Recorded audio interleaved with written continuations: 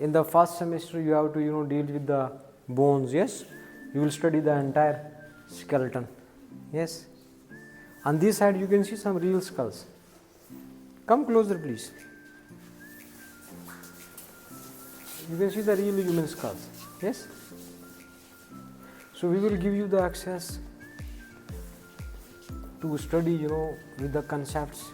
You will find, entire description of the bones. Anything relating to your skeleton. You have to divide your skeleton into two segments. Yes, axial and then appendicular skeleton. Then you will study anything relating to your muscles. Yes, this is first semester assignment. Then in second semester we are moving to your internal organs.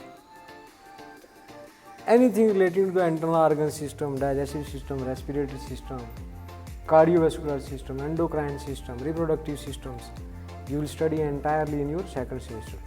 In third semester we are moving basically inside your cranial cavities, and you can see the real specimens of human brain. Yes, you can see the entire brain here, the brain stem here. You can see this is complete brain. Okay, so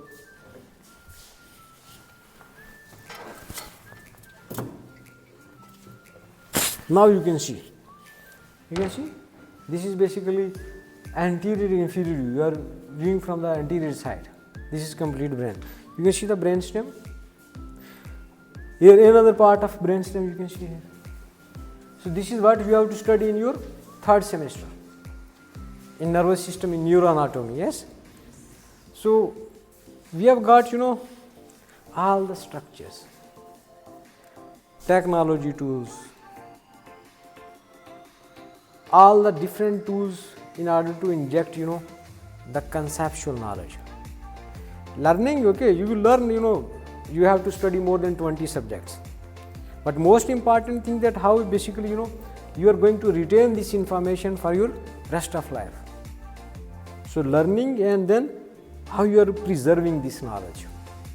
Suppose you are learning in your first academic year the anatomy, the biochemistry, the physiology. Throughout your last year you are learning more than 20 subjects. But at the end of the day, when you are sitting in any exam, which knowledge is going to help you? The applicable knowledge. So you have to understand that what you are going to learn, what to learn, what not to learn. This is equally important.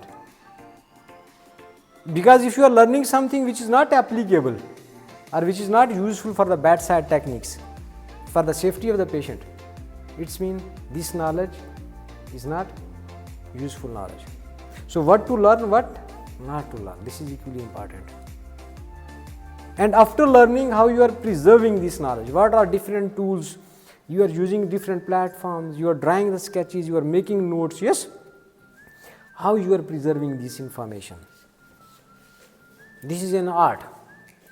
That patient is sitting in front of you after your graduation, when you are sitting in emergency department, in OPD, at that time, immediately you are not recommending your patient to please visit to any lab and bring me these investigations.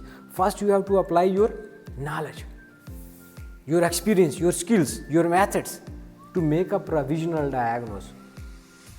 In order to prove that diagnosis or to justify the differential diagnosis, you should recommend your patient to bring some investigations or investigation of choices. So a best doctor is a doctor who is able to make a diagnosis on the basis of the knowledge and methods and skills. You understood? That's why you have to understand that knowledge, this is a worth. Whether this is knowledge of the basic medical subjects or the clinical subject.